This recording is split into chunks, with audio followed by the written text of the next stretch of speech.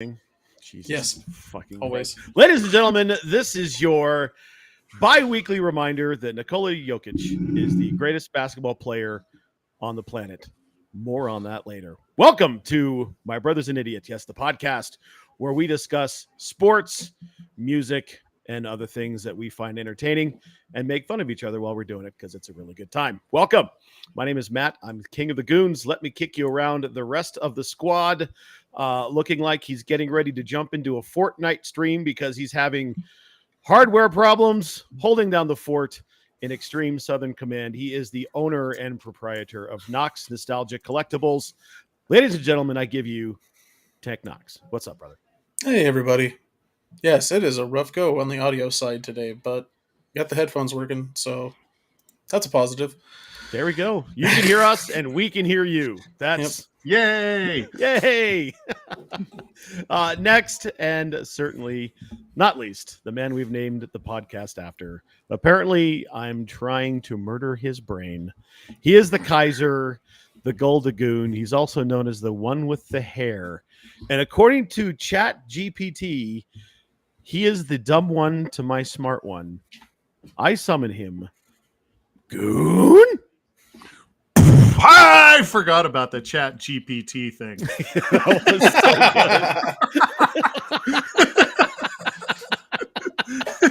That's fantastic. The That was so antics of good. two brothers, Matt the smart one and Mark the dumb one. Looks like Toaster's on Facebook. Okay, is that Toaster? I'm gonna Yeah, assume Toaster. that's Toaster. Hi, Toaster. I don't gonna know. assume. Doesn't tell me. Yeah, it doesn't say. We'll figure it out. How you doing, buddy? I'm That's good. fine, How Mark. are you doing? We're good. How are you doing, Frank? Having a good day? Yeah, I'm doing all right. Yeah. Other than the technical difficulties, it sounds like we're all rocking and rolling, huh? Mm, I'm unhappy. Trying to fix things. All right. Okay. Good times that. Carrying on, my wayward son. Let's move into the first bit, and we're throwing a little bit of a curveball at you. And I did this really kind of to have a little bit of fun, and I knew it was actually going to make Mark think just a little bit because he is the musical historian on the cast. The Goons are going to do the Goon rank, and we are ranking our top two favorite guitar riffs, knowing full well that these will probably change in our own minds in the next hour or two. It's Oh my what we God. think right now. I have been doing fucking auditory gymnastics for the past 20 minutes because I never look at this thing before 6:30, and so I looked at it and I'm like, I can't deal with this before while I'm eating dinner, and now Right. I'm looking at it and I'm going, man, this is hard. All right, well, let's go with our number two around the horn. Mark, we'll start with you. Why not? Because it's fun. Give me your Oh, number for two. fuck's sake. Of all time, that is it. It's so hard because you're talking about one instrument that branches through 900 different music. It goes through every genre. Like, we're talking about a guitar riff. So the guitar riff itself is something that is catchy. It starts a song. It usually goes all the way through the song, and is usually something that is very catchy and gets stuck in your head. And for that reason, it's so hard. So for this one, I'm going to go with Smoke on the Water by Deep Purple. It's so simple and so dumb, but literally everybody's done something with that. It's that ma, ma, ma, ma, ma, ma, ma. It's so simple and so contrived, but it gets stuck in your head, and literally everybody's done some version of it. School of Rock used it a lot. It's in just about every form of media. So Deep Purple, you get my number two with Smoke on the Water. Brilliant. Tank, what do you got? I think I'm going. This was difficult, but I think I'm going to go with Eruption by Van Halen. That was on the list. Just because I fucking love it. It's so psychotic is the best way to put it. It's so good and so weirdly original for how iconic it is now that everyone has ripped it off at this point. But I love it. Van Halen was one of my very favorite artists growing up as a kid until I got to, my teens. Eddie Van Halen was God to me. And, so was Michael Anthony and all those guys. So I'm with you on that. I don't necessarily call that one a riff.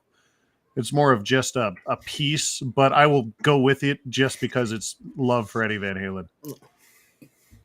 And I think that's the riff part of it is not supposed to be limiting.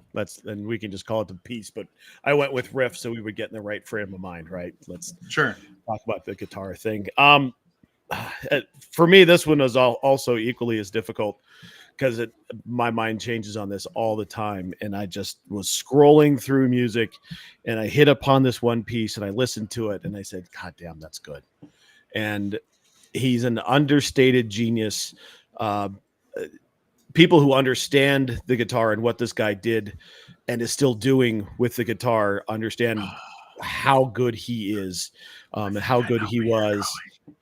Tom Morello, Bulls on Parade, Rage Against good the choice. Machine. That whole piece of music is awesome, and the noise that has been able to make and was able to create just on the guitar is just insanity. Like, how many mushrooms did you do, bro? Because you could not have come up with that in a sober brain. But there's just no way. And I literally could have picked just about anything out of their discography, but Bulls on Parade, I think, is a really good one. I would agree with that. Absolutely. Yeah, that's hard to beat that one. Right. All right. Mark, number one. Number one all time is so hard. I'm going to give a little bit of a just some recognition to Iron Maiden and some of the things that they did. Run to the Hills just screams at me that it's one of the greatest riffs of all time. But for me, that's more about the bass line than it is the guitar riff. I'm going to go a little bit off kilter on this one, but I think that it's important. And that's Sultans of Swing from Dire Straits. The man is a genius on the guitar and his storytelling is incredible, but that particular song to me is iconic for the way that, it's very mellow and very, the riff goes hard. And then you get into what he does with the acoustic guitar with the solo piece in the middle of it. And it's just fucking insane. It's so good. So there you go. It's not something I listen to every day, but if it's on a piece of music, just the minor keys and all that stuff, it's a really well done song. That's one of those songs that, and I've when I'm in the truck, I flip stations a lot. I'm like, don't like that song. Don't like that song. I've heard that 1,000 times. I don't like that. Every time it's on, that's a Poffel thing, probably. But every time it's on, it's an automatic stop and listen to the whole thing, no matter where in the song you're at. It's just one of those. That's a great piece. Well done. Tank, number one. Yeah, like I've been saying this whole time, it's extremely difficult, but I had to go with kind of an odder piece, I think, for most people, and went into the thrash metal direction and went Angel of Death by Slayer. See, I like that song a lot. I wouldn't even put it as the best thrash metal riff. I love it, though. It's one of my favorites. I love that riff so much. It's good. It's so intense. It's so high speed. It's so just deafening. I can't argue with it, although there's a Corona commercial going on in the background. Is that your house, Matt? Oh, probably. It's the old Christmas tree. Yeah.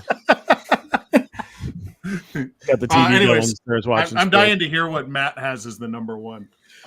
Yeah, I do want to throw a shout out to Enter Sandman. Really re-energized my love of the genre. That whole album, cover to cover, is great. We do have a faithful listener, Triffin, wants to know if anyone said "Satisfaction" by the Stones. No one did. Considered it, but no. Yeah, thought about it. Definitely thought about a few Stones riffs. Sure. Several, yeah. Yep. I go back a little bit older here. and for a weird reason, this piece of music always just resonates with me. And the reason is because it was a wrestling entrance theme for just a few years. And this particular wrestler has had quite a few entrance themes. This one always I just thought was super cool. And Motorhead? no, That's what I was Oh. saying. no, right. As soon as you no, said I'm- a few, I knew that wasn't it. yeah, He's had a couple. Yeah, he's got Yeah. a couple. I'm going to Jimi Hendrix here and Voodoo Child. Voodoo Child. Yeah, that's a good Yeah, one. you That's a know, good one. his genius was undeniable, and a member of the 27 Club, a man who left us far too soon, played left-handed upside down. I just the things he was able to do, and that particular song, that's another one. Anytime it's on, I'm listening to the whole thing. It's just awesome. And Hulk Hogan's entrance when he was part of NWO, when they played that song, you just knew you were in for some shit. I feel it would be remiss of us to leave out Joe Walsh from this conversation. All the different things he's done with the guitar, all the way from Funk 49 with the James Gang to, Hotel California. The man is a riff master. So, Joe, you can't go wrong with anything. Any of these that we've done have been very good.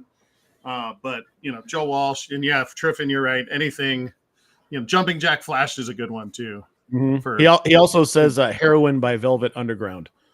Yeah, okay. I'm with it. I mean, I had a few more that were way more oddball, but I decided to leave those off of there because it's very niche. So yeah, and you could do that, right? Tons, You could dive into that for sure. All right, so for number 2, I went Bulls on Parade. Mark went Deep Purple. Tank went Eruption. I went Voodoo Child. Mark went Sultans of Swing, and Tank went Angels of Death. For number I'm not sure why I just got this text from Triffin, but he is starting shit. Why? I don't know. I just got a text that just says "fuck you." Oh, because of the Velvet Underground thing. Oh, Velvet Oh, Underground. yeah. That makes more sense. This Just would be a like, lot what the more hell? engaging. Treff, this would be a lot more engaging if you actually got on Facebook and engaged with us there. Because and I don't always look at my phone, you jabroni. There's tons of other ones we didn't mention that, God, like Right. Paint It Black, Johnny Be Good. Like, there's. Oh, dude, I'm even they're thinking of like just- Gojira. Oh, well, like there's yeah, some you want to stuff get wild fucking- about it, yeah. I mean, Pantera is another good one that had Yeah. a bunch of them. Right. And there's a ton of different artists that just have a mountain of Right. different things that we could go through. And Oh, yeah. I just picked the most difficult one, Dragon Force. right, Yeah. Oh, Meshuggah would like a word about the most difficult bit. Thanks. Just because it's fast doesn't mean it's hard. It's very If you fast. ever played it on Expert on Guitar Hero, that shit's impossible. Yeah. All I have to say about that. There you go. There it is. It's on Facebook. Yay! It only took like 3 years, but there he is. Right. There he is. Awesome. All right. Well done, gentlemen. Let's move on to the sports part of the program and an uncomfortable subject. Yes, the Denver Broncos lost to the Houston Texans in what really, guys, was kind of an ugly football game, to be perfectly honest. A countdown to extinction of the Broncos season. Speaking of great guitar riffs. You're not wrong. They lost. They're 6-6. Definitely still in the playoff race. The last bit I saw was they were at a 10% chance now because they have to basically win out. But Tank, I'm going to start with you. What the fuck happened? Our offense did nothing for the entire first half of the game. I'm going to say that's the start of it. And then Will Anderson and that defensive line, they showed the unfortunate reality of our offensive line as it currently exists, and there is not enough blocking for Russ in that line still. At least that's what I saw.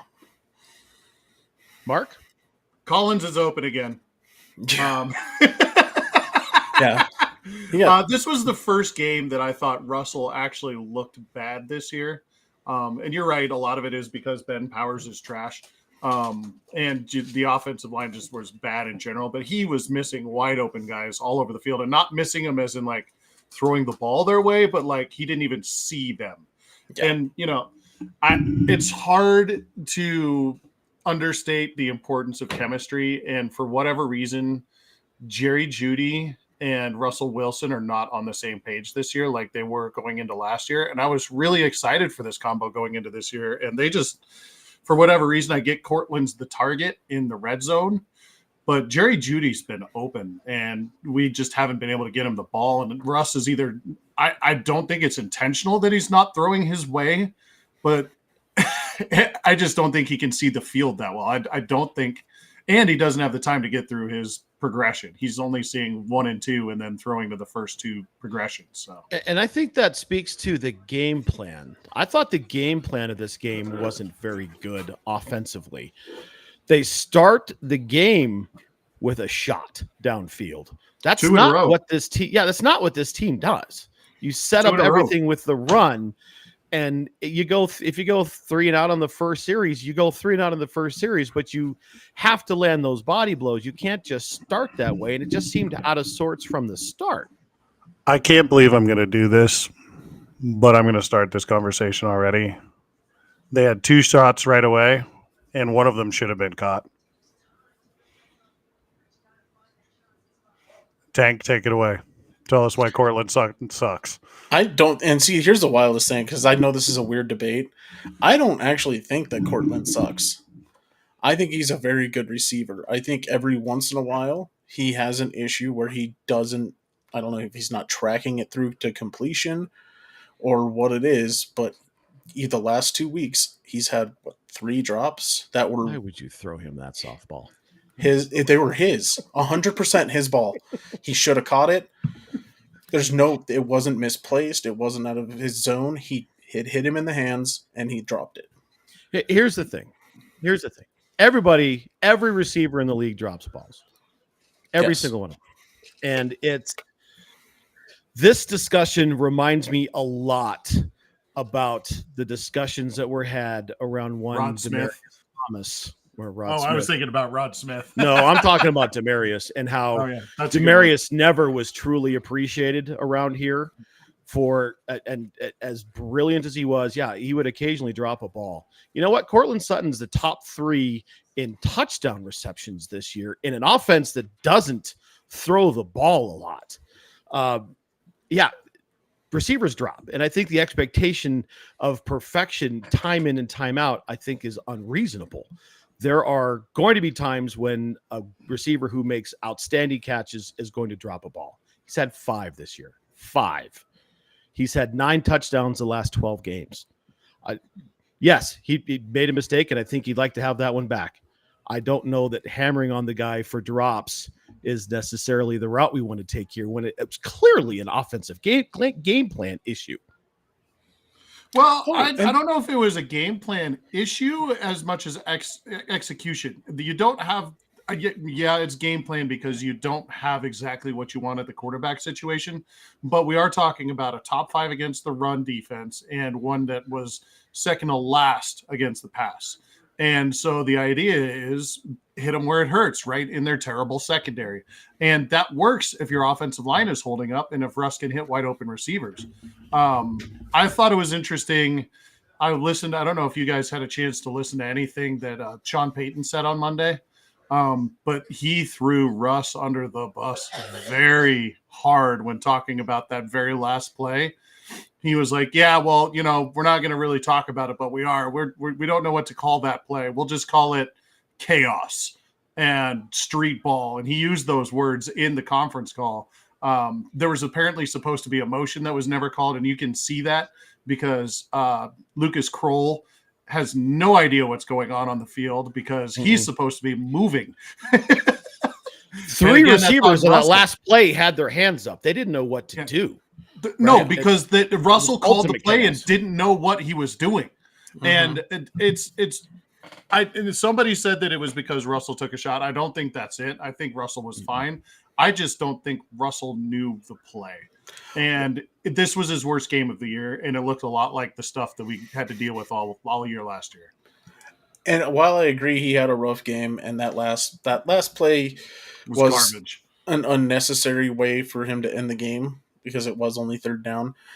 My other issue with that, though, was why in the fuck do we have 3 tight ends on a 5 wide set instead of, I don't know, 4 of them being receivers that are generally used to catching the ball more often and have shown a proclivity for catching the ball better than the 3 tight ends we have that are all slow and can't catch? I think that there's a lot of trust issues on this offense. I think that most of it stems with Sean Payton in who he can and can't trust. Russell Wilson being at the top of that list right now, but also the wide receivers. I don't think he trusts Mims as much as he would like. I know he doesn't trust Jerry Jeudy as far as he can throw him. So he brings in Kroll, who's one of his guys from his system back in the day. And he's only been there 2 weeks and apparently knows the play better than fucking the quarterback does. I just think that it's a general lack of trust from the head coach. And I was struck by, you guys mentioned Will Anderson. He was a one-man wrecking crew, and it didn't seem like they shifted protection at all. No. And there were times when he was playing his position perfectly. He was running contained and in Russ's face. Like, you got to slide protection that way. Like, know McGlinchey's struggling. He can't handle this guy. You've got to help him out, and you've got to help your quarterback out. And the other game plan part of this is, and this has been the case, I think, the entire year. I think the coaching has been read 1, read 2, run. If you don't have read 1, you don't have read 2, you go. Read 1 is Cortland. Read 2 is a check down. That doesn't leave anything else for him to look at anything else. Then he has to take off because they know that the offensive line protection hasn't been great. So they're not letting him get through that 3rd and 4th progression because he doesn't always have a super clean pocket. I think I said that. Yeah, but you said it better. Mm-hmm. No, and you're both 100% right on that. You're both right, though. Like, he's not. They're not allowing him to run the full playbook or the full scheme. It seems like they're dumbing Peyton it down significantly. Him. Yeah, Peyton doesn't trust it. You can see why too. But part of that isn't Russ's fault. That's the problem. I understand how some of it is, but it's not his fault completely. When you're doing what you're doing with the offense, because they've made things work. Through the passing and through the running game, they've made things work. But they're trying to get too fancy, I think, with the ideas behind the plays, but not with allowing Russ to adjust to those plays. He's trying to get these weird setups that he has, that he did with the Saints. And that's fine if everyone knows that's what's happening, but very obviously on several plays, there were players, because we call it the last play specifically because it was obvious that no one knew what the fuck their routes were or if they were supposed to be moving or shifting at any point. But that was happening all game where there were people out of position again. So if you're trying to get bigger with the offense and expand the playbook, make sure that everyone knows that's what's happening, because it doesn't seem like they do. My namesake is taking after me. I just wanted to point that out. My father-in-law is trying to reach into the depths and pick out Tebow Alley from Matt's face. Oh, is that who said that? Yep. Yeah. Okay. So let's move on to the playoff outlook. I'm not even going to talk about it. Let's move on to the playoff outlook. It's so easy. The playoff outlook for this team, they've got 5 games left. Is 3-2 going to do it here, fellas? No. Weirdly enough, maybe. And the only reason I say that is because the AFC, no one's technically out of the playoffs yet in the AFC, which is a wild thing to say this deep in the season. But there are so many 6-6 and 7-5 teams that all the way down to number 14, it's possible. If you win 3 games, it's still possible. Because there aren't really any clear, and people can say it's like, oh, there's clear winners. Where? Who is the clear winner of their division right now in the AFC? Maybe you can't Baltimore. And the only reason Baltimore's there is because no one else has a starting quarterback anymore. That's why I'm saying it. Like, they're about the only one. Right. And even then, look what Jake Browning just did. Browning. Look what he just did. How the hell did he make that happen? How did that offense put that together? But there are no clear, because people will say, oh, the Chiefs. We're only 2 games behind the Chiefs in division. So is that really a clear winner? Because I don't think so with, that many games left, especially with how they've been struggling. My question is, Frank, who are you losing to make that possible? Because you can't possibly be thinking about losing divisional games and still being in the playoff hunt. Oh, who do I think we can lose to? Yeah. Detroit, I think, is potentially a loss. Mm-hmm. And then I think we could end up dropping one of those Chargers games still. And the only reason I say that is because there's a lot of the top AFC teams are playing the middle AFC teams over the next 5 weeks. So those can shift dramatically up and down. I just don't think you can lose any more division games and even think about talking about a playoff hunt. Oh, and I'm hoping not either, but I'm thinking it could be a weird thing that happens. I'm not saying it's a weird thing. I think that they split against the Chargers, but I'd rather they didn't. And if they don't, I would be pleasantly surprised by that. But I don't think you can lose another game in division with, these games coming up. You've got 2 against the Chargers, one against the Raiders, and then you've got Detroit, and who's the last one? I can't remember. The Patriots on Christmas. That's a win. So you've got that one in hand because the Patriots are awful. Mm-hmm. You're going to win 1 against the Chargers. You're going to lose at least, or you're going to get at least 1 win out of the Chargers. Probably, hopefully 2, but I don't know. I just don't think with. Yeah, you're right. The AFC is close. You can't lose any more divisional games, and you're not going to lose to the Patriots. So who's that other loss going to be to? The math doesn't work that way. Unfortunately. Well, and the only reason I'm saying that though is because even at the top end of the AFC, we're saying the Ravens are the seemingly best team in the AFC, with Miami right on their heels. Miami has entered the chat. Yeah. With the third team currently being then who? Third team what? With the third team. Best team? Yeah. The Jaguars, who just lost. Well, how much is their Trevor division play? to the Colts? Yeah. Or how much the is Trevor going to play? That's going to have a big impact on what happens with Jacksonville going out. Because that's the thing. I think if Trevor doesn't go out, they win that game. No, they're not completely. Hold on a second, because they're not completely hopeless with their backup quarterback. CJ Beathard has won a few games in the NFL, ladies and gentlemen. He's not like, I'm not saying he's the second coming of fucking John Elway or anything, but the guy has won a few games in, professional football. He's not like he's an awful quarterback. He's a good backup, but the problem is that there's no depth in the quarterback position. You've got a few great ones. You've got a bunch of average starters, and the backups are nothing that you want to count on. Yeah, they're backups, right? They're going to play for 10 years and make $50 million and have a great career holding a clipboard and playing 60 plays a year if they're unfortunate, right? So unfortunate, right? I don't think they want to go in. Yeah, the hope is 0 plays a year and still end up with a paycheck. Right. I don't see it on the agenda, so I'd like to talk while we're talking about quarterbacks. Let's just talk about the Jets quarterback situation for a second, because they've got a guy starting at quarterback on Sunday who doesn't want to be there. And their other two quarterbacks are former Broncos retreads. They've got Brett Rippon and fucking Trevor Siemian. Yeah. And Trevor's going to start a game. But Trevor didn't look good. He got in. Now you give him a week of practice with the number ones, which could conceivably happen depending on what the Jets do this week. They're starting. They came out today and said that they're starting Zach Wilson. I know. So if Zach shits, which is really funny considering he told them to go fuck themselves on Monday. He's not super happy. That's right the report. The Jets, that's the report. We don't know if that's true or not, but that is the report.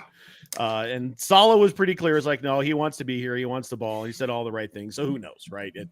It's one of those sources kind of situations where someone said something and someone heard something. So Right. that's the report. We'll kind of take that at face value. And Aaron Rodgers kind of said that yesterday, and he basically said, "Who are sources?" Yeah. But somebody's saying something, right? And usually, when there's smoke, there's fire with this kind of stuff. I don't know. There's also a ton of clickbait out there, so who knows? But what's either way, anymore. Once again, the Jaguars are the third best team in the AFC, and they could still. There's still two teams in their division that could beat them for that division, with both the Colts and the Texans. Yeah. So there's so much. There's going to be, I think, 2 9-win teams potentially in the AFC. Honestly, at that wild card spot, just because of how much AFC teams are beating up on each other. The fact that more than half the teams in the AFC do not have the starting quarterback from the beginning of the season. There's a lot of movement possibility there still. So I think 9 can get it. Yeah, and I mean, you look at the Steelers, and we'll talk. And we might as well just throw this part into the conversation. The Steelers lost their quarterback. Mitch Trubisky isn't taking them anywhere. So write the Steelers off. We don't know what's going to happen in Jacksonville with a high ankle sprain on Trevor Lawrence. High ankle sprains are notorious for being debilitating for weeks upon end. They'll probably give him the shot and roll him out there and see what happens. But, who knows how that's going to look. The Jets, awful. The Bills do not look good. Chargers are charging left and right. And the Chiefs don't look good. They do not, right? So anything could happen. I think to Tank's point, he's onto something there. I don't know if 3-2 does it, though, because they're as much as there is muddled, someone else is still going to rise. I mean, you still have the Colts out there. You still have the Texans out there. There are teams that are still fairly well constructed, even though they may or may not have their starting quarterback. And the Colts don't look terrible. The Houston's just beat us, and CJ Stroud is legit. My biggest issue is, do we want to be looking at the end of the year at a tiebreaker finishing this off? And if so, if we lose more divisional games, is that going to help us? It's not. No. So you need to win these games in order to be relevant. Oh, by the way, I think we're going 4-1. I think we're only going to end up losing one of those games, and I think it's going to be Detroit. But I think it's a possibility at 3-2 still. Okay. I mean, mathematically it's possible, but I don't think it's anywhere close to probable. Oh, probable? No. But maybe a 20% chance. Yeah. Well, it's 10% right now. I'll take 20. Yeah.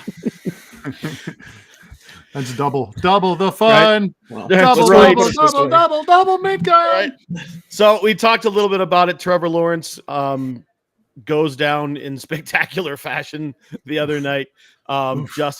Knew something was wrong right away. Gentlemen, if indeed he's out for a week or more, what does this look for the Jaguars' chances and their season going forward? Mark, we'll start with you. I kind of want to start with Frank and think of what his outlook is for the rest of his fantasy football year. Oh, Jesus. But no. We'll get to that eventually. Yeah. Honestly, after playing the Texans, they're not super scary, but with the rest of those teams the way they are in that division, I think the Texans are probably the cream of that division. Jacksonville seems like they're heading the right way, but they need to get some help for Trevor in that offensive line. If they don't keep him upright, he's not going to last very long in the NFL, unfortunately. So I feel like they're on the right path. I don't think this is their year. Houston is, they don't have a lot of tape on D'Amico Ryans and what they're doing, and they're still trying to figure out what's happening with CJ Stroud. And I feel like they're going to be the wild card in this, and not actually a wild card, actually win the division. There's just so much unknown, and they're doing so well, and they're just on so much momentum that I feel like they're going to run away with the division there. Does the loss of Tank Dell for the season impact that thought process at all? Not for me, no. I think they're coached far superior than with the Jacksonville Jaguars aside, who just lost possibly their best offensive weapon. Possibly lost is what I meant. He's definitely their best offensive weapon. I don't think that it's necessarily as big of a deal for them. because they still have a starting quarterback. Nobody else does. That's true. Tank, what do you think about Jacksonville? I think unfortunately, I think losing Trevor for even a couple weeks might be significant for them, because what they're going to have to do in the meantime is rely on a backup, and then they're actually going to have to feed ETN the ball more. And he can't stay healthy either. And he can't stay healthy with more than, I'd say, 20 touches a game, to be honest, which is what he needs. He does well with 20, but trying to feed him more is going to, I think, screw up him getting them to the playoffs. And unfortunately, with the two other teams that are right behind them, kind of coming on strong at this point, because the Colts are winning games, Houston's winning games, seemingly with patchwork teams at this point. That's not good news for the Jaguars, who honestly are kind of soft defensively. What has happened with teams the past couple of years who have relied too heavily on a running back? They don't win in the postseason. Look at, in the division, let's look at the Tennessee Titans and what they've relied on. And ETN's, one, not that durable, two, not that kind of bell cow running back. It's going to be hard for them to do anything. Like I said, CJ Beathard is a capable quarterback, but without Trevor, there's a lot of room for error there. Yeah, and I don't know if there's more than 2 or 3 teams that would take CJ Beathard over what they currently have starting. Probably not. There might be a couple. The Browns. Yeah. I'm thinking the Browns. I'm thinking the Browns. I'm thinking Pittsburgh. The Jets, maybe. Yeah. The Raiders. There you go. The Raiders. I think the Raiders really Patriots. like Aiden. Right. Patriots, right? Yeah. Patriots. Yeah. Because we all know Mac Jones is trash. The Panthers probably. If you were to trade I think the Panthers. I think the Panthers are set. I think they really like. What about the Titans? They could use a quarterback there. Oh, Mayo Man's going to be good eventually. The Giants, both New York teams. Hey, you leave Tommy DeVito out of this. He's better than anything they've had the last 3 years. That guy's so hard. He's better than Tyrod, who was better than Dines. That's all you New Yorker fucks that think that he's the second coming over there. You're dumb. Jesus, you're dumb. Nothing but his New York guy. Oh my God! They the team that plays in New Jersey has. You see the touchdown celebration? They don't high five. They high this. I don't even know what you call this. They high this. Yeah. They high Paisan. Gabagool Paisan. That guy's legitimately the second coming of Joe Namath for that fucking city. And he's probably going to end up the same way, if we're going to be honest about it, without the championship. What was the nickname in that TikTok that they were calling him that you sent me, Matt? I can't. Tommy Tutties or something. Yeah, Tommy Tutty. Tommy Tutties. That guy fucking is So down. stupid. Hey, somebody get that guy some gabagool. He needs another cutlet. Ma. That guy was legitimately, I'm going to say this right now, that guy legitimately has less awareness than Danny Dimes. Somehow. He does. He does not know what he's doing on that fucking football field. I don't know how they won. Only threw 3 touchdowns. That's a start. Yeah. I think Danny did that once too. Maybe once. Maybe once in 3 years. All right. Yeah. Let's move on to the AFC North real quick. Here we go again. Right. No, that entire team needs to get fired into the sun at this point. We're not going to go down that rabbit hole again. Let's move on to the AFC North. We talk about Kenny Pickett. The AFC North, we pretty much have said that the Ravens are the cream of the division now. Trubisky's not going to be the guy. Who knows who's going to start anymore in Cleveland. And Cincinnati beat Jacksonville, but it's a very big but there, guys. So we thinking all the way around Ravens for sure, taking it. Easy. No, I don't think anybody else in this division is even going to come close to a playoff spot. And with Lamar staying healthy, I'm going to guess that they're going to tell him, don't do anything stupid right now. We have this locked up. No Yeah. extra running. No Right. weird shit. Stay Yeah. upright, motherfucker. Stay on your feet. If it looks like they're getting near you, run the fuck out of bounds. We'll take the sack. If And something they do gets have- in your way, turn. Right. Better off dead. And they actually do have 2 serviceable running backs again with Gus Edwards and who's the other one? I always want to say Williams, Dobbins? but I know that's that. Yeah, Dobbins. Fire. What are you doing? Jesus. I Why are you know. playing with fire, dude? I don't know. I should Go put back it on your down. meds. What are you, 13? No. All right. That's enough NFL bullshit for one day. Let's talk some degeneracy and get into my favorite segment of each and every week. Mark's going to take it away for some Pew Pew Pick'em. It took me this long to realize that the AFC Norris was a typo, I think. No, Or it's an the Norris. autocorrect. Oh, I typed it. okay. Pew Pew Pick'em. Hi, guys. Welcome to it. Over under for last week. I'm going to set it at 1.5 appetizers. How did we do? Better or worse than 1.5 appetizers? I'm going over. I don't think we had a great week. Yeah, I'm thinking over 2 because there were some weird games that did not go the way that I thought they would. You are absolutely right. And on that note, I should send you guys the thing. So I will drop that in the chat now, like I normally do. Both of you are wrong, though, because we scored 70. Hunter, who I have no idea who that guy is, got 77. And Hunter is the only person who got an appetizer. We gave one away. With that, it was only one. Yeah. That's a lot of people putting a lot of points on Kansas City. That's what that is. Yeah. Right. That's true. Yeah.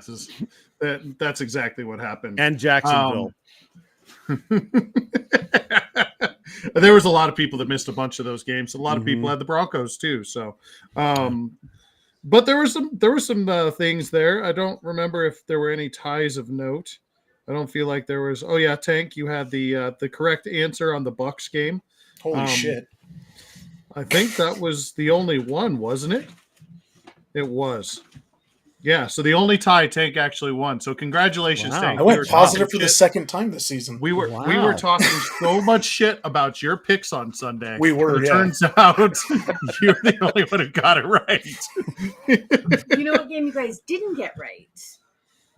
The Green Hey, Bay game. Nobody realized that Jordan weeks in a row. Love was somehow going to turn into, I don't know, Brett a Favre. decent quarterback. Like I've been saying every time we talk about Green Bay on the show, my wife likes to say that Jordan Love is a second half guy, and he's in the third quarter of the season, so he's coming alive. It's actual, like, factual stuff that she said.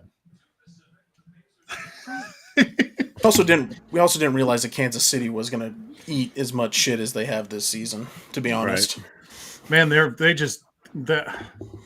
you can tell that Mahomes money is hurting that offense real That's bad. exactly They have what this is. zero weapons. This is Mahomes' money, and this is the aging in front of our eyes of one Travis Kelce. I don't know if you guys got to see him basically jog that last play. When they were doing replay after replay of how maybe could have been pass interference calls, but he was not moving anywhere even close to full speed. And I don't think he's been full speed the last 4 or 5 weeks, even though he still manages to get open. Go figure. Yeah, it's because he knows the game of football so well. He knows how to do it. But yeah, you're right. He's slowing down. I don't know if that's just because he's hurt. But either way, he's, that's A lot of the something experts are blaming it on speculation. his travel schedule, which is stupid. That is stupid. Are they actually experts, or are they Swifties? Oh, no, people that don't like her, actually. It's the opposite people. Yeah. So the anti-Swifties. The anti-Swifties. Yeah. Crazy anti-Swifties. Crazy Swifties. Anyways, let's talk about this week, guys. We're going to get into week 14. There are 15 games this week. That is one game shy of a full schedule. I have no idea who's on bye, but I do know who's playing. And I know the location of the games, and I know the Vegas spread from betmgm.com as of 11 o'clock this morning. So there you go. We're going to start in the city of Steel, where the Pittsburgh Steelers are welcoming in the New England Patriots on Thursday night. Oh my God. Bezos has got to be shooting himself in the Jesus. fucking head every week watching this shit. Last week's wasn't that bad, actually. I will say. No, that game was good. That game It was a okay. decent game. Yeah. This game was is all right. this game is a terrible. dumpster fire. All right. Anyways, Matt, why don't you tell us about it? Who's playing quarterback in New England? I think it's supposed to be Mac. Well, we all know that Mac Jones is trash. So is Bailey, though. So Yeah. Where's the game? I'm sorry. This whole thing got Steelers. off on the wrong And I foot. didn't even give you the spread. Yeah. The Steelers are favored by 6 at home. By And I did say the 6. city of Steel. well, that's I did what say they the think they're city gonna of Steel. Yeah. Mac Jones is trash, but the Steelers do not cover. Okay, Frank. I think we have another 6-0 game on our hands, guys, and I got the Steelers. Ooh. Okay. Lions are going to Chicago in a divisional game against the Bears, who still have a head coach for some reason. Still can't figure that out. They're just going to let him ride this season out, aren't they? They're just going to trot him out and let him just be fucking awful. But the Lions are going on the road, and they're favored by 3.5 on the road. Frank, what do you think about this one? I actually think that's fairly accurate. The Lions' defense is a little bit soft, but I still think they're going to win, but it's going to be close. Matt? Yeah, I agree. This is the Lions, but it's going to be more of the same Lions we've seen the last 2 weeks. Yeah, what's happened to that team? They've kind of come back down to earth a little bit. Their defense got figured out, unfortunately. Speaking of figuring things out, we're not figuring anything out with this next one. It's an NFC South showdown in New Orleans, where the Saints are welcoming in the Carolina Kitties. And the Saints are up by 5.5 in this one on the book so far. So, Matt, tell me what you think about the Saints and Panthers. 30 for 30 right now is better than anything that they have going on in Carolina. So give me Captain Crablegs and the Saints. Okay. Frank? I was about to ask that. Is Jameis starting? I think so. If so, I mean, either way, it's going to be the Saints. But if so, they'll definitely win. The Panthers are awful. So. Oh, they are terrible. The Carolina Dirt Kitties. All right, we're going to go on to the next game. It's an AFC showdown. Yeehaw! Where the Houston Texans, hot off their win here at home, go on the road to New Jersey and face the Jets, who seemingly can't find a quarterback this year. 3 plays. That's all they got out of them. 3. The Texans are on the road, up by 4.5 points in the spread so far. Matt, what do you think about this one? I can't see in any universe where the Houston Texans lose this game, regardless of who's playing quarterback on either side. Frank? I think it's going to be a defensive feast for the Texans, and yeah, they win by 2 touchdowns, honestly. If anybody's in the first round of their playoffs or in a playoff league with their fantasy team, go ahead and look for that Texans defense to be a surprise pickup, if you want some extra points. I'm sure Frank already did that. That's exactly what I did. I would have done it too. Nobody cares about your fantasy team. Let's go on to the next game, and it's another AFC showdown, ladies and gentlemen, where the Colts are stampeding out of Indianapolis and going up the road or down. I can't remember. Maps not calling up in my head correctly. Anyways, they're going to Cincinnati. It's right around there somewhere. And the Bengals are at home, but the Colts are favored by 1 in this game. Vegas can't figure it out. Frank, can you? I'm going to lean towards the Colts because I think they're figuring out their offense finally. Matt? The power of the mustache. Give me the Colts. I agree. And he's got that team going. I don't know if the Bengals believe what's going on, but the Colts believe in They believe in this kind of path. crazy. Yeah. Mm-hmm. It's crazy, man. It's crazy. Talk about crazy. Let's talk about another game that I don't really give a fuck about. The Jacksonville Jaguars are leaving the jungle to go up to Cleveland. Fuck the Browns. Fuck the Browns. Ha, Deshaun Watson. Go fuck yourself. You're not playing again this year. Fuck the Browns. But the Browns are favored by 3 points in this one, guys, at home. Matt, what do you think? That line all Trevor all the time. I don't trust Beathard, but I hate the Browns, so go Jags, I guess. Frank? I actually think this game is going to end in a tie. 0-0. Is that weird? Is it weird that I think that? So should I just put your name like right in the middle here? 0-0 with I will 22 combined punts. I will say Jaguars, but I legitimately think this game might end in a tie Okay. because Well, both of these teams are gross. We're right just now. going to kind of draw a little arrow from the tie spot to where the Jaguars are. And then Matt is over here, which means we have a tie, guys. And I've got that magic 8-ball that I got from Meow Wolf Santa Fe. So we're going to ask it, does Cleveland suck that bad that they're going to lose at home this week? Try flipping your pillow. Maybe that was meant for Deshaun. I don't know what to do about that. Ask it again. Same question, asshole. Give me a real answer. As per my last email. Sounds like it agrees. It's a fucking tie. You've got Sounds the like the world's 8-ball agrees worst with me. magic 8-ball. This looks great. It doesn't answer any questions. All right. Get a coin. We got the coin back, guys. All right. All right. Actually, let's do this. Duchess, do you like colors or cats more? Cats? Okay, so we're going with the Jaguars Okay. for that one. I mean, that's only kind of It's a tied. dumb question.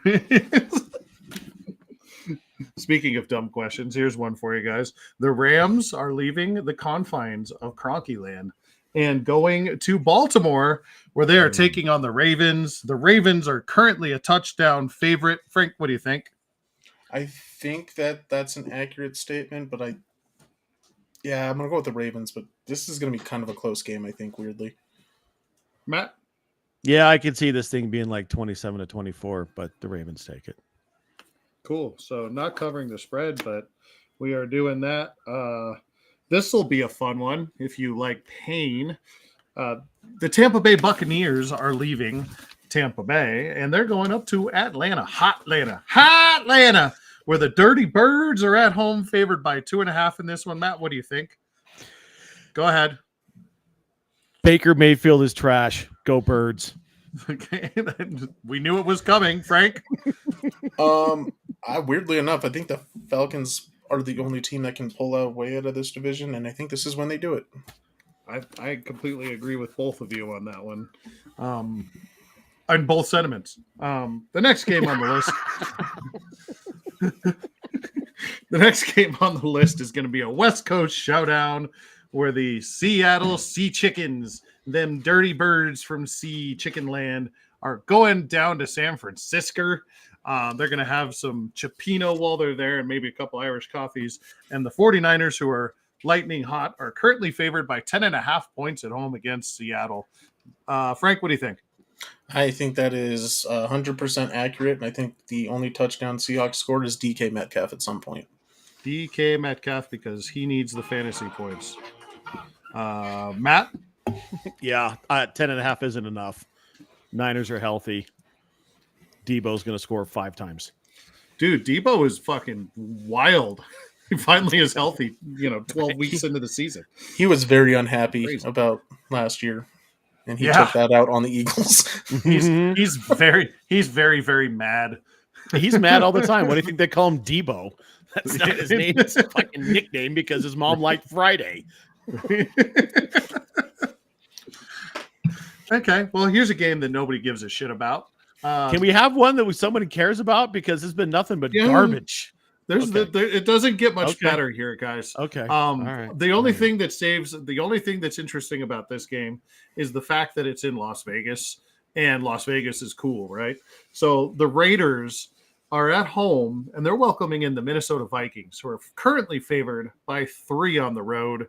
Matt, what do you think? Dobbs is starting. Jefferson's back. I don't trust the Raiders.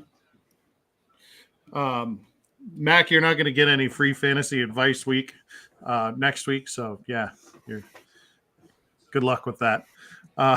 Frank, what do you think? I actually was about to say the same thing with Jetta coming back. Maybe that offense picks it up a little bit. Vikings win. Cool. We are in Yeah, agreement. I can't Raiders see Dobbs suck. throwing another 4 picks. I mean, that was just stupid, Yeah. That was wild. especially not against that defense. No. Hey, guys, this is a good game. We got a good game. Two Thank teams God. that are in need of a win, guys. Two teams that are not having the greatest of years and were early favorites to. Oh, timeout. Look, I got Hello, these from my girls. bucket. Yeah. You got your spider. Rawr. I thought that. Thanks, was Daddy. No, Thanks, no, Daddy. you can talk to other mic still, but you got to wear headphones because my audio is not. Do you need headphones? Yeah. To hear them, you have to have your headphones on. Okay. She's got her spider. Shula, She's got her spider. do you have your spider? Yeah. Yeah. Rawr, Is he super fluffy? Yeah. Yeah. Do you snuggle him? Is mommy giving kisses? Can I have a turn? Yeah.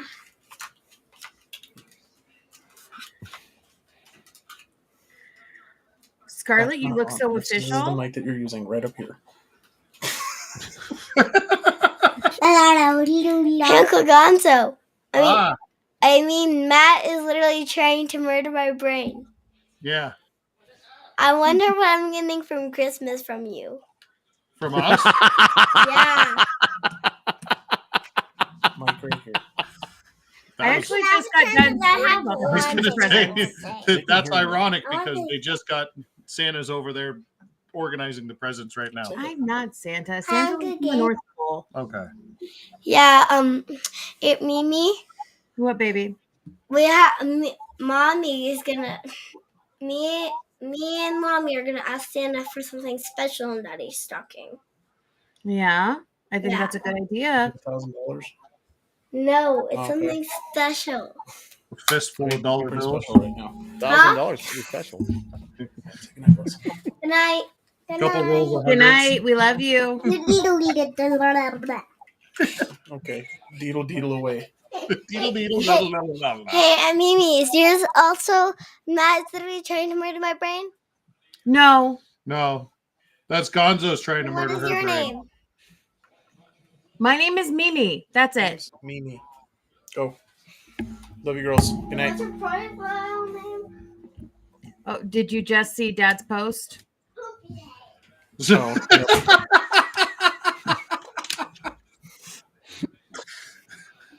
All right. Good night, guys. good night. Where were we? We were talking Two about teams, Chiefs. good Two teams that game. need a win. Two teams Yeah. need a win. Good game. Yeah, we were talking about the Bills and Chiefs, and I was having this big momentum because I was having fun talking about things, and I sounded like I kind of knew what I was talking about, and then the girls came in, and now I have no idea. So, anyways, the Buffalo Bills are leaving Buffalo, New York, and going to Kansas City, where they can't figure out where they're going to put the stadium. But the Chiefs are at home in this one. This is a big AFC showdown. Two teams that need a get right game. Who gets right? The Chiefs are favored by 1.5 right now. So Vegas doesn't know either. Frank, what do you think? Ooh, I think the Chiefs still don't figure it out. I think Buffalo gets this one. Matt? A 1.5 means that they think that Buffalo's favored on a neutral site, but the Chiefs have to win this. But only by 1.5. right. Yeah, it's not much Still, of a line. I don't see Buffalo being that good that they can go into Kansas City and win. I don't care how much Kansas City is struggling. Buffalo's worse. Okay, so I've got a T for here. I'm going to tell your mother on you, Frank. I told Steph already. You can tell Mom. I don't care. Call it like I think I see it. Dad's watching, so it's fine. Anyway, so we got to figure this out. Where did that coin go? I had one, and You're not going to go for the 8-ball again? Let's No, do it because Fuck the 8-ball doesn't answer shit. Is King Goon right about this? Oh, Mama Sue is listening, so you're in trouble, big boy. Sorry, Mama. I don't trust him. Make the appointment. Let's see, why are we doing this with this stupid 8-ball? Appointment for what? Yeah. Text them. Jesus Christ. Try this one more time. Oh my God. Call, don't text. Wait a minute. Yeah, fuck you, 8-ball. That doesn't answer questions. Yeah. It literally just told me to do the opposite of what it told me to do. All right, so we're gonna flip a worst coin. 8-ball in the history of 8-balls. Never consult Tails that thing never- ever again. Tails never. I'm gonna do whatever I want. It's my segment. Tails never fails. The Kansas City Chiefs are gonna be tails because they're home. That's I don't know. What am I supposed to do? Mm-hmm. Chiefs are tails. Bills are heads, and we got a quarter.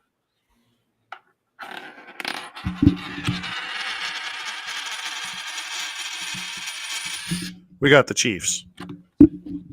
Makes sense. Next game is another big game, and it's one near and dear to us. We have the Broncos leaving Denver and going to Chargerland, to where hopefully the Chargers charger. The Chargers currently aren't charging, but there's nobody really putting any money either way on this because the spread is 3 in favor of the Chargers at home. Frank, what do you think? I think the Broncos go into Chargerland and get the win. There's some shade being thrown. That offense is struggling. So you what did you say? Broncos win? Yeah. I got distracted by the shade. Oh, I see it.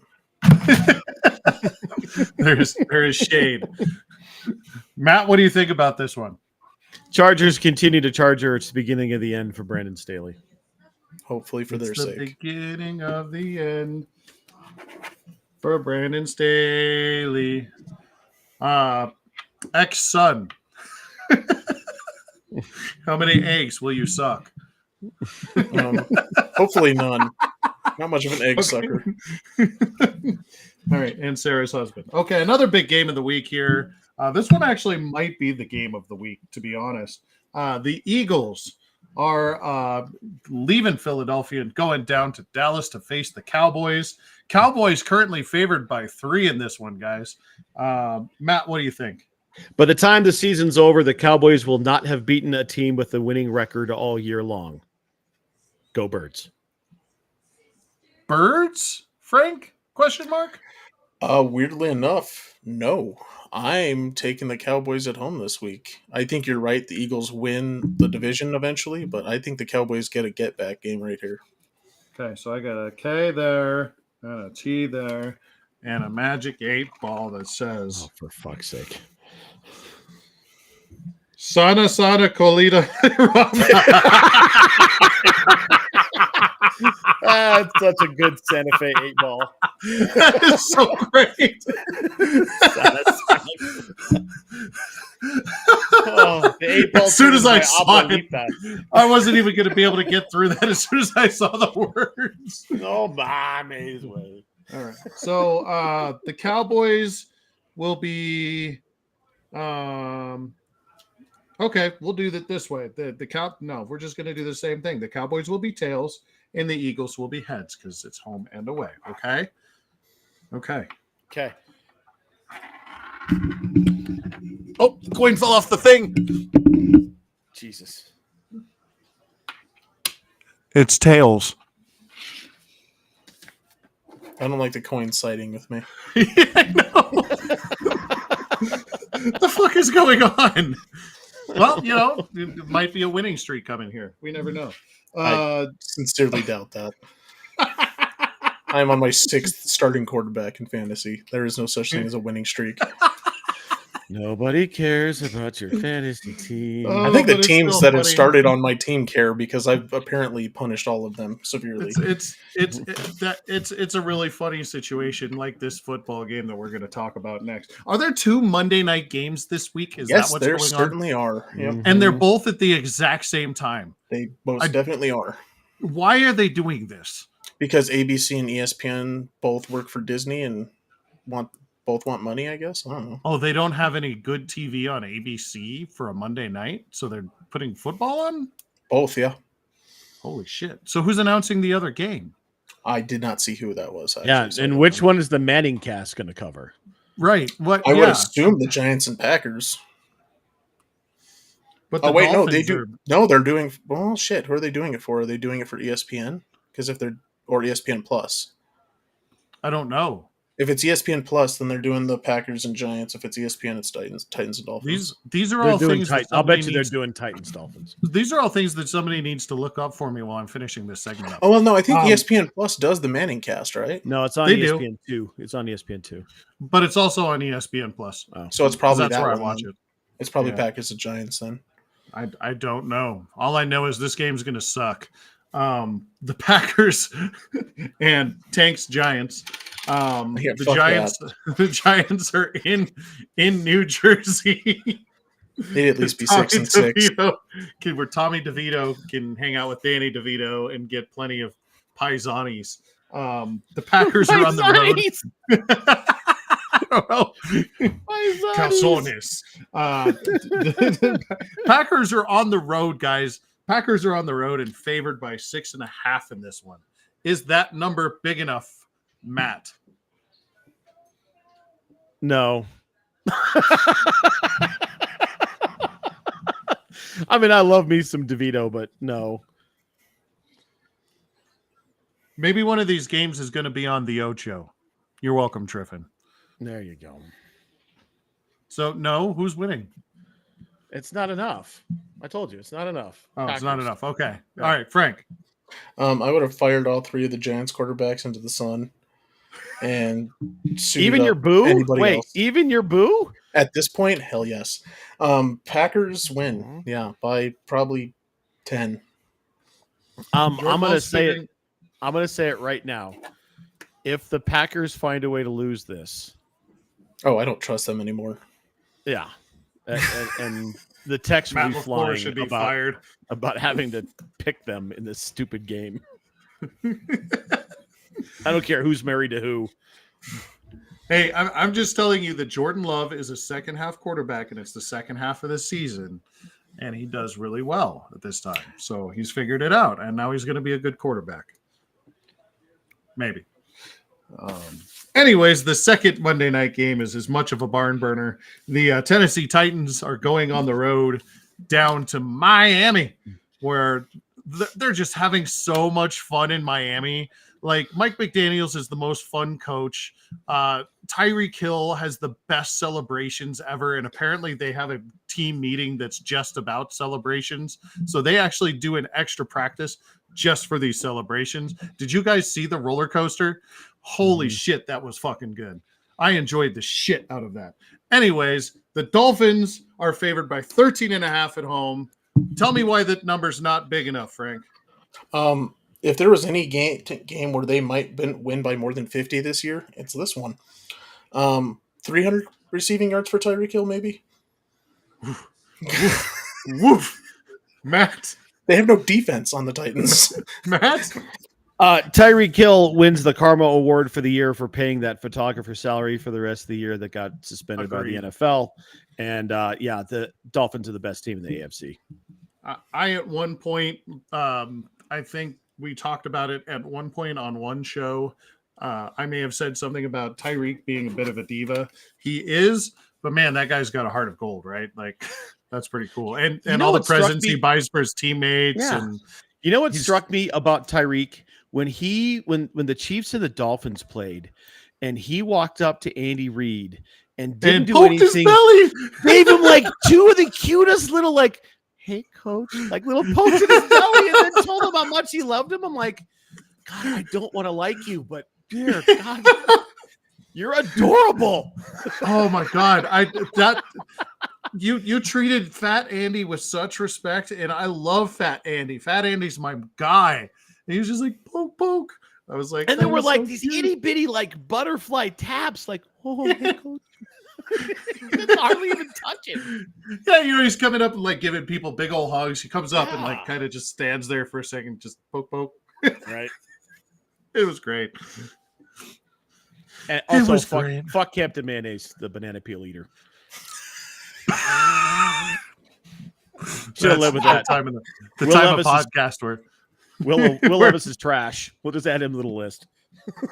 add him to the list. Eating a banana with the peel on. While drinking your mayonnaise flavored coffee. So bad. Turducken. Oh, it's so Don't bad. associate him with the turducken. Turduckens can be beautiful. Oh, that's my catch-all term for anyone who's just a doof. It's a turducken. I I just can't 'cause it starts with remember, the word guys, turd. but there is a game on this. I can't remember where it is. It's the Thursday night game. The line on it currently, the over/under. Any idea? Without looking, Which one was Thursday? Patriots and Steelers. To be realistic, they're probably the saying over/under. 20. Yeah, It's going to be 26. 30. It's the lowest Holy that shit. anybody's ever posted all year. That's higher than I thought it would be. I know. Legitimately. You know what we That's do with that crazy. game. You know what we We do with that fucking- game. We We fucking hammer the Don't- under. Yeah. we Hammer the fucking under on that one. run over the under on that one. Hammer the under. But dear God, don't listen to us for any betting advice because we are not good. Don't blame us if you lose all your money. Blame your fucking self for putting it on the game. Right. And listening to us. I'm wearing Yeah. sunglasses for Christ's sake. I've got a magic 8-ball that says stuff like, Please say Sonic. Oh, Sonic. Can't even get through it. nah. Nah. Oh, finally. It gave us a yes, no, and it went nah. Well, it's because I was looking for the one and the Sonic. Sonic. That's so Protect your energy. good. Okay. Thank you, Meow Wolf 8-ball. Try flipping your pillow. Jesus. There we go. Now we're back to the beginning. All right. Thank you, Mark, for Pew Pew Pick'em. Good job, guys. Looking forward to how that looks next week. More to come. Let's move on to news and notes in the NBA. And like I said at the beginning of the podcast, the greatest basketball player in the world happens to wear 15 on the Denver Nuggets. Guys, this man is leading the league in total points, total rebounds, and total assists as a center. Is there anything this guy can't do? No. No. He's also hilarious. Yeah, He's also absolutely fucking hysterical. Have you heard his taped intro when they do the starting lineups on altitude? Yes. And they say like Jamal Murray, Kentucky, and MPJ, Missouri. And Joker goes, Nikola Jokic, I play wherever you want me to, and Harvard, I guess.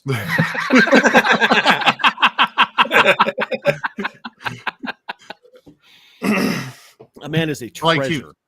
I liked he was waiting for the interview to start the other day, and he's just in the microphone going.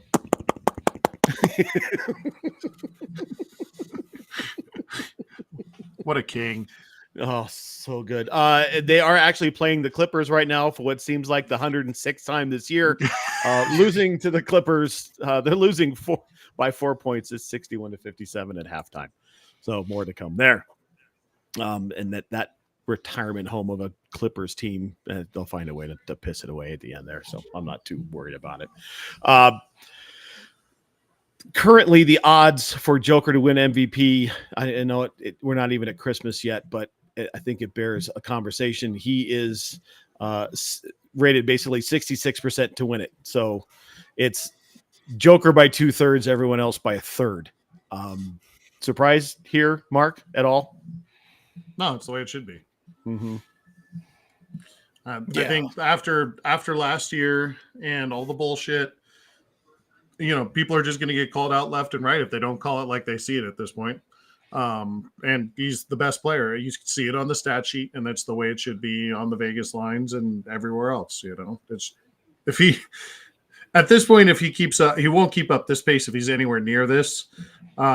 if he doesn't win MVP this year, it will be an absolute crime. Tank? Oh, agree completely. He is far and above everyone else at being able to control an NBA game however he wants to. Yeah.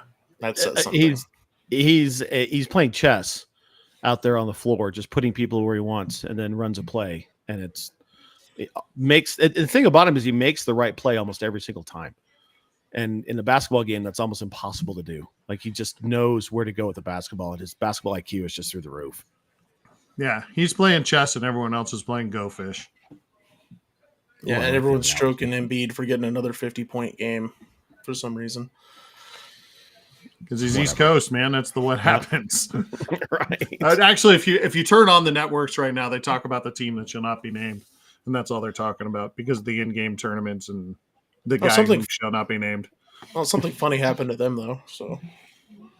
Oh, yeah? What's that? Was it funny? Wait, was it funny bad? Because if it's funny bad, then we can talk about it. Yeah, it's funny, and depending on superstitions and how you feel about them, yeah, bad. They're being told they cannot wear their black jerseys for the semifinals. They've been wearing them for the last several in-tournament games, in-season tournament games, and they were told they cannot because it interferes with the contrasting floor of the state, the floors of this fucking in-game tournament have been absolutely fucking brutally awful. Yeah. That's hilarious. Let's get into that a little bit. The in-season tournament Final Four is set. They are playing tomorrow night on TNT and ESPN. You've got the Bucks and the Pacers and the Lakers and the Pelicans. Only one of these teams has an opportunity to win both the in-season tournament and the NBA championship. My question to you here, right? My question to you here, guys, is: do you care about the in-season tournament and why? Mark? No. I can't watch the games because the contrasting colors with the backgrounds and the jerseys make it like watching, like if you played double dribble back in the day and your TV was broken and you couldn't see reds or something. Like, that's how I feel like all these games are. It's like watching every fucking Boise State fucking football game. And it's awful. It makes me want to shoot myself in the fucking ear or something. It is so hard to watch. So I can't get behind the idea because they fucked it up visually. If I can't watch the product, why would I support it? Tank? I don't inherently mind the idea of the in-season tournament. I'm with you. The idea is not bad. But I agree they somehow fucked it up, and now nobody cares, except for maybe LeBron. Right. Well, I think the players care. It's an extra $500,000 if they win. Oh, I guess that's true. And I agree with both of you guys. I think the idea here is very sound. You want to find some way to generate interest pre-Christmas into the product and get people talking about it more than just your standard Stephen A. Smith and that crowd talking head group before the 25th of December. I don't know necessarily that the execution of the product on the court is what they were looking for. Mark, you brought it up. The colors of the floors have been just weird. I didn't think I would see anything that would be worse than that grayed out floor that Brooklyn's played on the last couple of years. That thing looks just odd, but these full color, even the Denver one, it's not good. Didn't care for it. I mean, yeah, I don't like it. It makes it really like it's hard to watch. I haven't been there to see it live, so maybe it looks better live, but this game is made for television. The NBA basketball is absolutely a made for TV sport. And to fuck it up that visually where you can't see parts of the game or can't see bits of players or is such a turnoff. And Michaela was the one who came out and said the idea sounds great because, that's a big deal in European soccer and everyone loves the in-season tournaments. Yeah, I think that's great. I think maybe they should have 3 or 4 of them in the middle of the season just to keep other teams relevant and keep it going in small to medium markets. I think baseball might think about doing something like that too to make it interesting. But the execution is bad. And if I can't watch the product, there's no reason to support it. Yep. Well, and I think part of the problem is they're trying to it seems like it's an extension of the city jerseys thing, which was not benefited this year because They were all 90% of the bad. city jerseys are fucking awful this year. They were so bad. And I think, it's an extension of that. And when the first part of it sucks, you are going to make the second part of it suck as well. Yeah. Yep, agreed. It was like because Chris Chibnall sucks as a writer because now Jodie, Whittaker is a bad doctor because of the writing of her chefs. Right. You're not wrong, sadly. Yep. Yep. Exactly. Exactly. All right, that's enough about that. And we were supposed to move it in AHL. I'm going to move that to last. And I meant to put this on the agenda. And I know you gentlemen have some strong thoughts. I'm just going to pose one college football question that we're going to bandy about. Oh boy. Did Florida State get screwed? Tank? Yes. They did. 100%. The NCAA did what they always do, and they went with the money, so they picked Alabama instead of Florida State. Mark? I wholeheartedly agree. They went with the brand over the product on the field. I don't know how you could fuck this up so badly that this is what you get. Are they looking for an expansion of the current system? Or it's happening next year. It's happening next year. So I think maybe that's what they're thinking is, they won't care that much because we're just expanding it next year. But what about this year? Yeah, they fucked it up. They fucked it up. Florida State is in a Power 5 conference. You have established that, right? They may not be the best. They're probably the worst of the Power 5. But they won every single game. They won all their games. And you keep and won the championship of their league, and you keep them out, like you're going against your own rules. You put 2 one-loss teams in it. Yeah. When you made this college football playoff, you made it so the teams would all want to be in one of these leagues, and now you have it set up that way. One of the teams wins their league without losing a game, and you keep them out. That's almost criminally awful. Let me play devil's advocate here. And they publicly stated that if Florida State's quarterback didn't get hurt, they would have actually put Florida State in.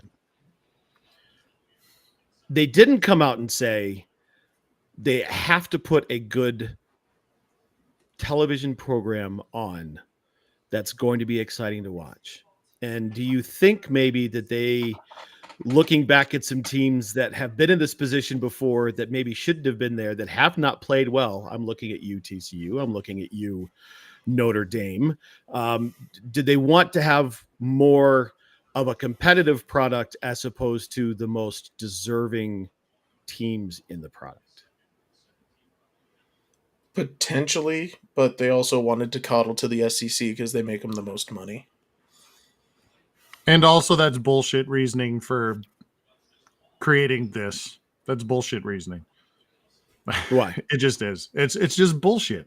You have set up these, you've made it so that being in one of these divisions is going to be the best. It's like college, sports, you win you get the automatic bid in the college basketball. They don't really necessarily have that, but this is as close to it as you can get. And you have somebody who jumped through every single hoop that they got to win one of these divisions and won all of their games. They didn't lose a fucking game this year. And you're going to say, we're just going to make this a watchable product. Okay. That's bullshit. What about the other fucking 70 kids that are on that team that now are not in the time of their lives? They're probably never going to get a chance like this again. I think it's absolutely fucking awful reasoning for creating a television product. Right. And I'm just playing devil's advocate here because I know you are, but it's my heart goes out to those kids, right? That's just, I would not have wanted to be in that room to feel the weight of that emotion as those kids got that announcement, because that would have been just, that would have broken a lot of people. Right. And yeah, I can see one way, like you want to have the most competitive games possible. And does Florida State give you the most competitive game? No, not as currently constructed. They don't, but they won every game. They beat 2 SEC teams. You can't.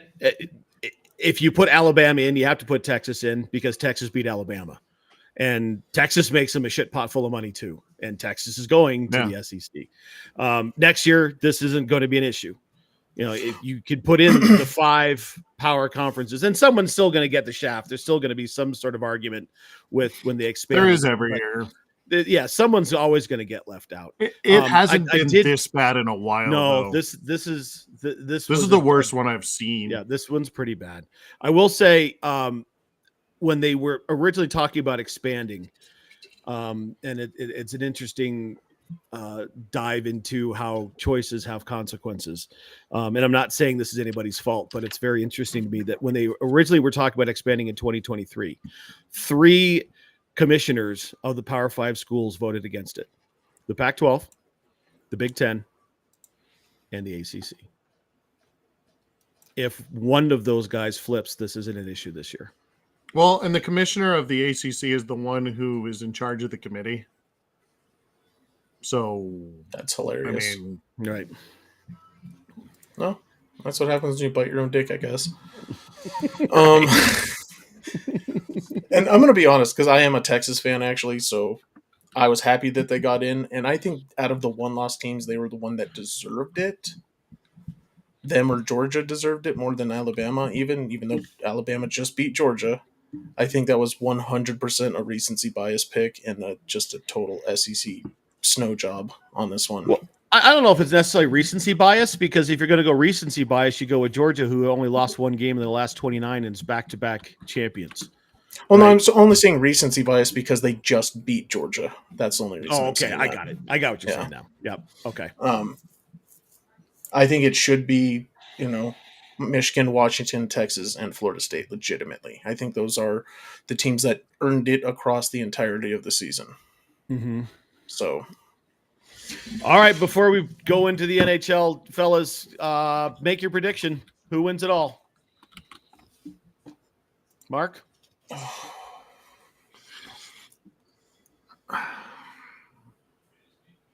Alabama. God damn it. Tank? Okay, I can't, just because I can't. I hate it, but that's where I'm going. I'm hoping for the home team, or my favorite team, Texas. But fuck, I hate Alabama so much. Oh, God, you can go jump off a fucking bridge. Jesus Christ. Texas? Are you kidding me? He's a Texas fan. I'm a Texas fan. Fuck those guys.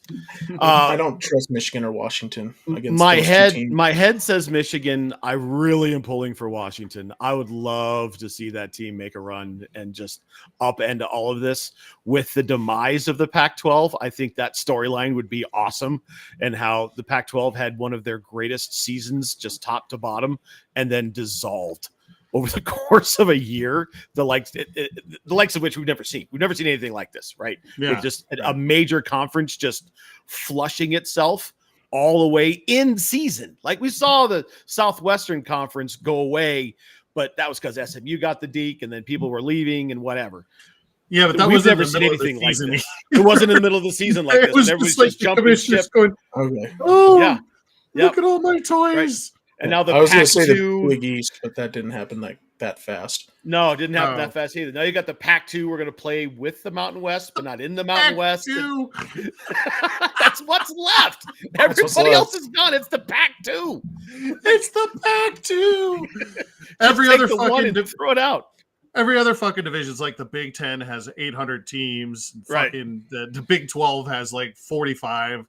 Right. That's the Pac-2. Right. All right. There you go. So we're Pac-2.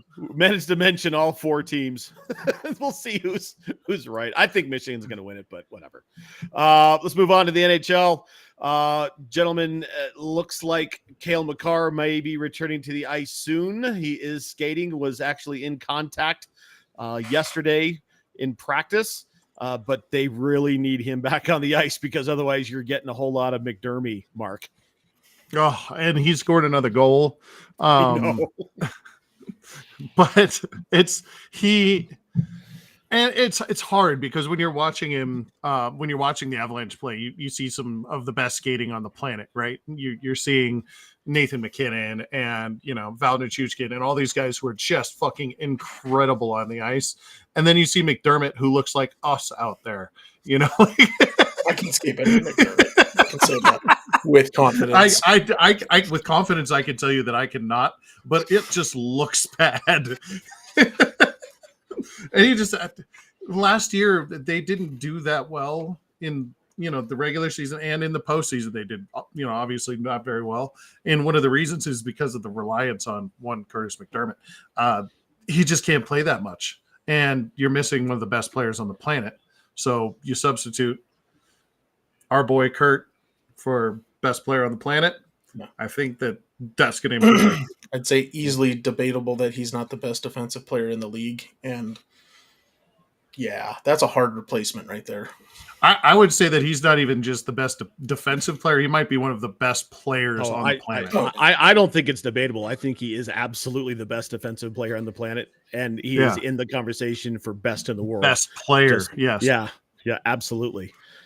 So Godspeed. Hopefully he gets better soon, because I love Dermy, and the guy's got to have the best goals to minutes played ratio in the league, because I think he's played 15 minutes, scored twice. So he's also got the fucking heart the size of the Grinch after he realized that Christmas was awesome. The dude is just he's a pleasure. Did you see what he did last night before he got into the fight? He threatened the entire bench. And I love him because of that. Right. That's his job. Players love him. The coaches love him. I adore the guy, but because you need that nuclear weapon on the bench, I think, from time to time. You don't need to trot him out all the time like Scotty Parker in the late 90s, but you got to have the threat. Great reference. Right? The chief. What was his name? The sheriff. Chris Simon. The sheriff. Oh, well, no, but then Chris Simon. Chris Simon was before that. Yeah. Yeah, Chris Simon was he was the original. He was the original fucking guy. Oh god, he was a goon's goon, coming from three goons. We know goons when we see man's goons. nickname was the Chief. Yeah, oh. it's great. Well, anyway, so we hope that Mikhail gets back soon, and more to come with the Avalanche. All right, fellas, last segment of the night. It's time for Dipshit of the Week. Tank, we'll start with you. I'm going to go with the NCAA. Fuck them. Right in their ass. for screwing over Florida State. Fuck them 100%. Mark? I'm going to say not Derek Carr, David Carr. Oh, that's a good one. Yeah. What did David Carr do? I missed this. Ran his stupid fucking mouth. He said that and now I can't remember the guy's name. Who's the backup in Philly? Mariota. Yeah, he said that Mariota. He said that Jalen should sit down the rest of the year, which is not like disagreeable, so you can keep him healthy. Like, I get that part. Now, here's the fucked up bit, is when he said they're better with Marcus Mariota as a quarterback, and he is a better overall player and quarterback than Jalen Hurts. Right now. Given the circumstances. Given the circumstances, he's better at football. Marcus Mariota is not better than Jalen Hurts. Fuck. Okay.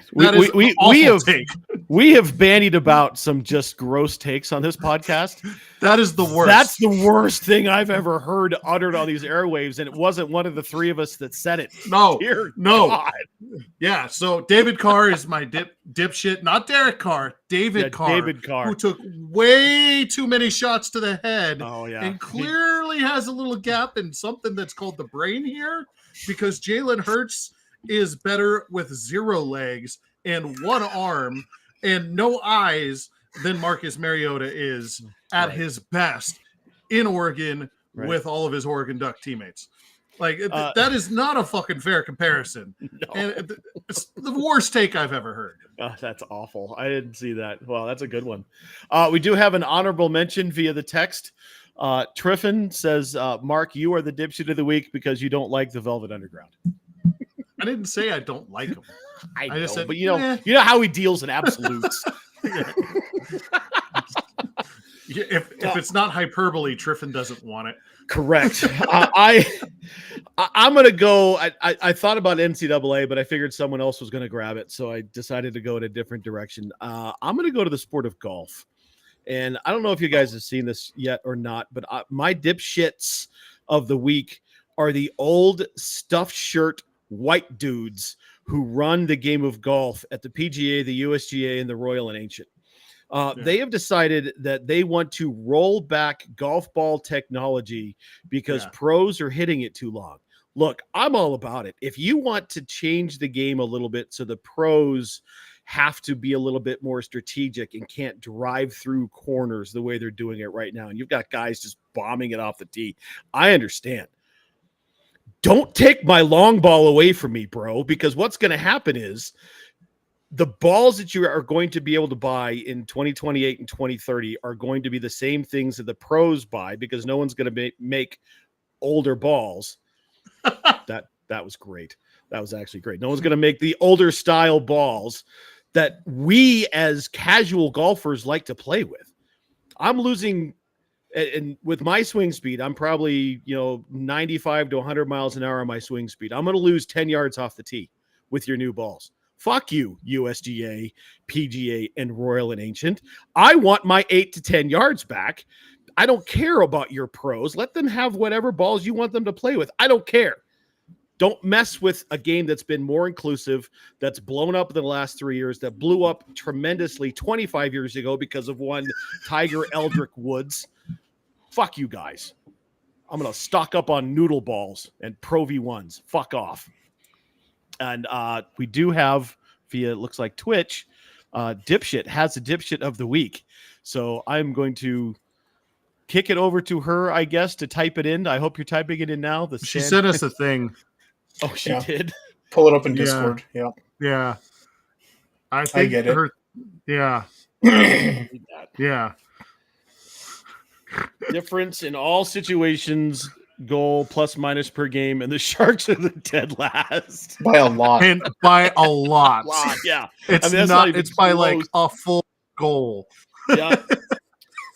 That's impressive. Look who's in third place. Who'd have thought the Bees would have been there? Yeah. Right. Yeah, the Sharks are absolute trash. Good one. Glad you could join us virtually, Michaela. That's fantastic. All right. Good job, one and all. Let's kick it around the horn one final time for final thoughts. Pimp the things, talk the stuff. Tank, take it away.